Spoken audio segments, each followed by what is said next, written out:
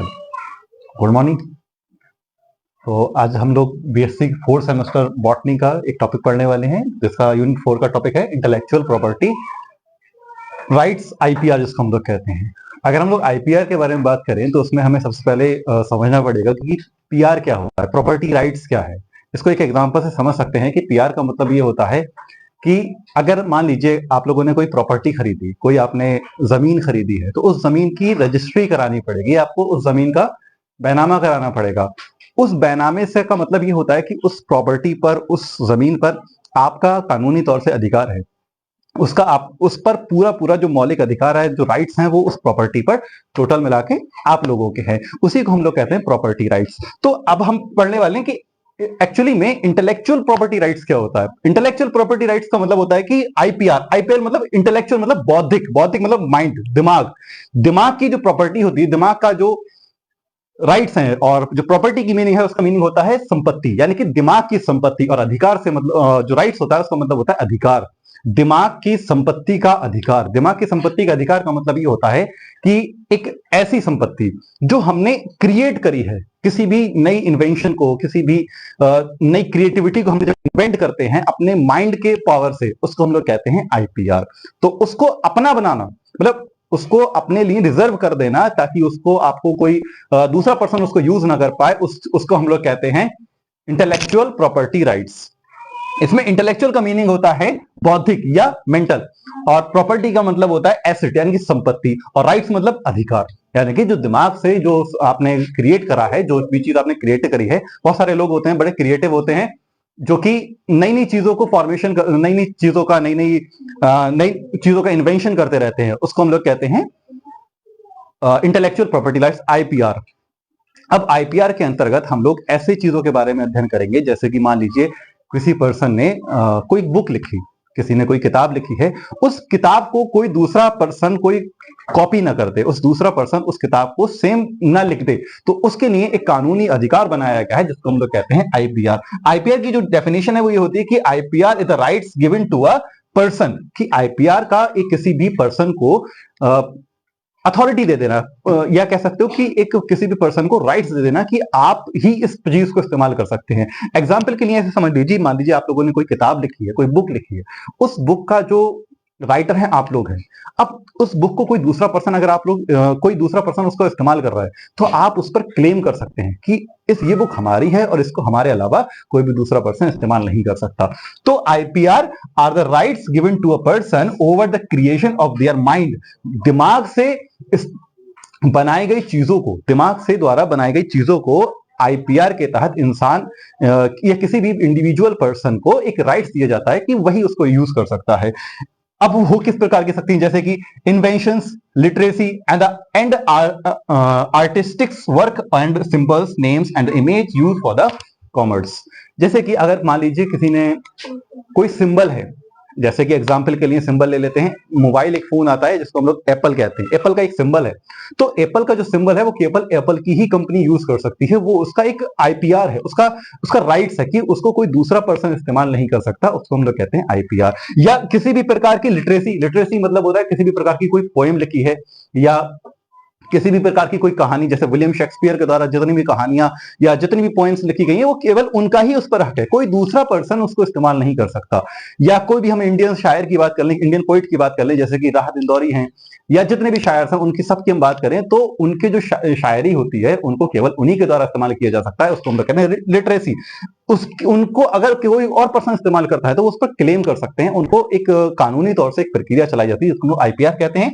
और artistics work का मतलब है कि कोई कलात्मक कार्य, जैसे कि कोई डांस कर रहा है तो डांस भी एक कलात्मक कार्य है, या आप लोग कह सकते हो कोई पेंटिंग बना देना, पेंटिंग भी एक कलात्मक कार्य है। अगर कोई पेंटिंग बना रहा है तो उस पर भी एक पर्सन का अधिकार होता है, अगर उस पेंटिंग को कोई दूसरा पर्सन इस्तेमाल कर रहा है तो उसको हम लोग आईपीआर के अंतर्गत एडजस्ट कर सकते हैं। जैसे कि अगला आता है, this usually given to the creation and exclusive rights over the use of his her creation for a certain periods of time.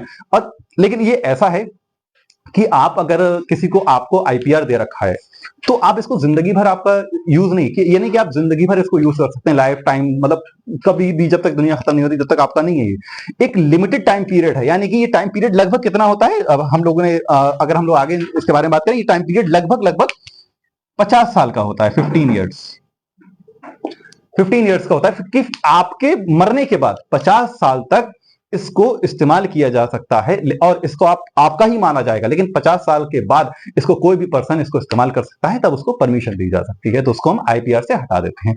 अब सेकंड अगर हम इसी की बात करें, तो अगर हम लोग आईपीआर के बारे में बात करें, आईपीआर को दो पार्ट्स में डिवाइड कर रखा है। सबसे पहला होता है कॉपीराइट और दूसरा है इंटेलेक्चुअल प्रॉपर्टी। अगर कॉपीराइट के बारे में बात करें, कॉपीराइट को बहुत अच्छे से यूट्यूब के द्वारा समझते होंगे, क्योंकि right given to the author and the artistic work, music, dance, painting, film, video etcetera. Artistic work का मतलब, कॉपीराइट का मतलब ये होता है कि अगर कोई भी पर्सन, जैसे कि एग्जांपल के लिए कोई डांस कर रहा है, या एग्जांपल के लिए हम मान लें कोई म्यूजिक वीडियो बना रहा है, या कोई क्रिएटिव वीडियो बना रहा है, कोई साइंस इन्वेंशन कर रहा है, या किसी भी प्रकार का कोई वर्क कर रहा है, जैसे कि हम ही लोग अभी वीडियो बना रहे हैं, तो इस वीडियो को अगर मेरे चैनल के अलावा कहीं और कोई पर्सन इस्तेमाल कर रहा है, तो उस पर हम लोग क्लेम कर सकते हैं आईपीआर के, कॉपीराइट्स के थ्रू। यूट्यूब का एक फंक्शन है, इसको हम लोग कॉपीराइट कहते हैं। तो अगर किसी भी एक वीडियो को, एक चैनल की वीडियो को कोई दूसरा अदर चैनल उसको उठाकर डालता है, तो उसको कॉपीराइट के तहत हम लोग उसको ब्लॉक करा सकते हैं, इसको हम लोग कहते हैं कॉपीराइट्स। तो कॉपीराइट्स का जो टाइम पीरियड है वो कितना है, the minimum periods of 50 years after the death of the author's. Author के मरने के 50 साल के बाद तक आईपीआर या कॉपीराइट्स इस्तेमाल किया जा सकता है, लेकिन उसके बाद इसका यूज बैन हो जाता है, उसके बाद हम इसका यूज नहीं कर सकते। इसका पर्पस क्या है, to encourage and rewards the creation of works. या इसका जो पर्पस है वो मेन पर्पस ये है कि जिस पर्सन ने जो वीडियो बना रखी है, उससे ही स्पेसिफिक उसका रिवॉर्ड्स या आप जो भी उससे रिलेटेड मनी, पैसे आते हैं, उसको एक उसी पर्टिकुलर पर्सन तक पहुंचाने की प्रक्रिया सही ढंग से चल सके। जैसे एग्जांपल के लिए मान लीजिए हमने कोई वीडियो बनाई, हमने यूट्यूब पे डाली वो वीडियो, अब उस वीडियो को उठाकर किसी दूसरे चैनल ने अपने चैनल पर डाल दिया। एग्जांपल के लिए मान लीजिए हमारे चैनल पर इतने व्यूज नहीं थे, इतने फॉलोअर्स नहीं थे हमारे, लेकिन दूसरे चैनल पर हमसे ज्यादा फॉलोअर्स थे, हमसे ज्यादा लोग उसको व्यूज कर रहे थे, तो उसको लोगों ने ज्यादा देखा, उसको ज्यादा लोगों ने समझा, तो वहां वो ज्यादा लोगों तक पहुंची, तो लोग उसको ओरिजिनल समझने लगे। तो जो भी रिवॉर्ड्स मिल रहे थे, जो भी वाहवाही मिल रही थी, जो तारीफ हो रही थी, वो उस पर्टिकुलर यूट्यूब चैनल की हो रही थी जिसकी वो वीडियो मिली थी। मेहनत हमने करी, लेकिन वो वीडियो किसी और को दे दी गई, तो उसको हम लोग कॉपीराइट्स के अंतर्गत इसको कह सकते हो कि इंसाफ दिला सकते हैं कॉपीराइट्स को। तो कॉपीराइट्स एक तो हमारा होता है कॉपीराइट्स, और दूसरा अगर हम बात करें intellectual property rights. Intellectual property rights में मतलब एक ये भी दो प्रकार का होता है, एक होता है ट्रेडमार्क और एक होता है जीआई। ट्रेडमार्क का मतलब क्या होता है, ट्रेडमार्क डिस्टिंग्विश गुड्स और service of one undertaking from other undertaking. इसका मतलब यह है कि अगर कोई भी कंपनी है, उस पर्टिकुलर कंपनी के द्वारा अपनी कंपनी को एक सिंबल देने के लिए या अपनी कंपनी की एक पहचान बनाने के लिए उसमें कुछ ना कुछ स्पेसिफिक चीजें बनाई जाती हैं। जैसे कि एक कंपनी है जिसका नाम है मैकडोनल्ड, सभी लोगों के द्वारा सुनी हुई कंपनी है जो कि पिज्जा और बर्गर बनाती है। मैकडोनल्ड नाम की कंपनी है, उसमें एक सिंबल बनाया गया, उसका एक साइन बनाया गया, उसका एक लोगो बनाया गया, एक पर्टिकुलर लोगो बनाया गया। तो मैकडोनल्ड का जो लोगो है वो केवल मैकडोनल्ड ही कंपनी इस्तेमाल कर सकती है। अगर कोई भी दूसरी कंपनी इस्तेमाल करती है तो उस पर हम लोग कॉपीराइट्स का क्लेम कर सकते हैं, या कह सकते हो ट्रेडमार्क का क्लेम कर सकते हैं। आईपीआर के तहत इसको रखा जाता है। अगली चीज आती है जैसे कि कोको कोला एक कंपनी है, पेप्सी कोल्ड ड्रिंक बनाती है, जो कोको कोला कंपनी का भी एक स्पेसिफिक लोगो है जो कि एक पर्टिकुलर कंपनी को ही दिया जाता है।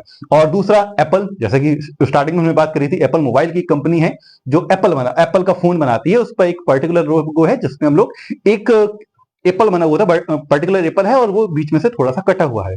तो इस तरीके की कंपनियां जो होती है अपना एक लोगो बनाती थी। इसके अलावा भी बहुत सारी कंपनीज हैं, जस्ट लाइक नाइकी जो शूज और क्रॉक्स बनाती है, उसके अलावा एडिडास है, उसके अलावा भी बहुत सारे, ब्लैकबेरी है, उसके अलावा हम फोन की कई सारी कंपनीज हैं जैसे वन प्लस वगैरह एक्सेट्रा, बहुत सारी कंपनीज हैं। तो इन सब के ट्रेडमार्क है, यानी कि इन सब के लोगो हैं, या कह सकते हो इन सब के कोई साइन है, कोई सिग्नेचर हो सकते हैं, इन सबका कोई डिजाइन हो सकता है, कोई एक्सप्रेशन हो सकते हैं इनके। तो इस प्रकार की प्रक्रिया को हम लोग क्या कहते हैं, ट्रेडमार्क कहते हैं। अगला हम बात करें जीआई। जीआई क्या है, ज्योग्राफिकल इंडिकेटर आइडेंटिफाई गुड्स और as originating in a place where a given characteristics of the goods is essential distribute or its geographical origin। इसका मतलब ये होता है कि अगर किसी भी एक पर्टिकुलर एरिया की बात करें, जैसे कि अभी हम लोग मान लीजिए एग्जांपल के लिए हम लोग एक लोकल एरिया से बात कर रहे हैं, हम लोग अलापुर में रहते हैं, तो अलापुर में जैसे ही अलापुर का नाम आता है तो एक पर्टिकुलर चीज हमारे दिमाग में आती है कि अलापुर की कोई एक फेमस चीज, जो कि सभी लोग जानते हैं, अलापुर का पेड़ा, जो कि हब्बू हलवाई का पेड़ा होता है। तो एक पर्टिकुलर फेमस चीज है, नाम आते ही उसका एक इंडिकेशन दे रहा है कि अलापुर मतलब इज इक्वल टू पेड़ा, मतलब एक इंडिकेशन है। इसी तरीके से हम बात करें, एग्जाम्पल के लिए हमारे आसपास एक और गांव है जिसको हम लोग कहते हैं ककराला। ककराला के अंदर भी एक फेमस है कि अमरूद, वहां का गुआवा फेमस है। इसी तरीके से अगर हम बात करें बरेली के बारे में बात करें, तो बरेली की भी एक पर्टिकुलर चीज फेमस है जिसको हम लोग कहते हैं झुमका, बरेली का झुमका फेमस है। इसी तरीके से अगर हम बात करें लखनऊ के अंदर, तो लखनऊ की एक चीज फेमस है जिसको हम चिकन क्राफ्ट कहते हैं। चिकन क्राफ्ट एक कपड़ा है, वो लखनऊ का फेमस है। अगर हम बात करें कश्मीर की, कश्मीर की सैफरन फेमस है, सैफरन मतलब केसर, वहां की केसर फेमस है। अगर हम रसगुल्ले की बात करें तो रसगुल्ला उड़ीसा का फेमस है, सबसे जो बेस्ट रसगुल्ला है वो उड़ीसा में बनाया जाता है। इसी तरीके से कई सारी और भी जगहें हैं, जैसे कि एग्जाम्पल के लिए कोई भी नाम ले सकते हैं, और हर एक पर्टिकुलर जगह का एक पर्टिकुलर साइन होता है, एक इंडिकेशन होता है कि वहां के लिए यह चीज पर्टिकुलर फेमस है, या कह सकते हो कि वहां इस चीज का ज्यादा चलन है। जैसे कि आप लोगों ने कई बार सुन रखा होगा मोतीचूर के लड्डू। मोतीचूर के लड्डू एक्चुअली में नाम नहीं है, वो एक जगह, मोतीचूर एक जगह का नाम है, और वहां के जो लड्डू हैं फेमस है, इसलिए उसको नाम दिया जाता है मोतीचूर के लड्डू। या लखनऊ जाते पे एक जगह पड़ती है जिसको हम लोग कहते हैं संडीला, वहां के भी लड्डू फेमस है। तो इस तरीके से कई सारे जगहों पे जो उनके एक पर्टिकुलर चीजों के नाम से फेमस है, जैसे कि रामपुर में रामपुरी चाकू फेमस है, कानपुर में चमड़ा फेमस है। इसी तरीके से हर जगह की एक कुछ ना कुछ फेमस चीज है जो इंडिकेट कर रही है। चमड़े का नाम आती है, हम लोग एक इंडिकेशन समझ जाएंगे कि हम लोग कानपुर की बात कर रहे हैं। हम लोग अगर जैसे ही नाम आएगा कि राम चाकू, तो हम तुरंत समझ जाएंगे फेमस कहां का है, रामपुर का। तो रामपुरी चाकू वहां का फेमस है। झुमका आता है तो झुमके का सीधा सीधा हम लोग समझ जाते हैं कि बरेली का झुमका, जिसके ऊपर एक गाना भी बनाया गया, झुमका गिरा रे बरेली के बाजार में। बस।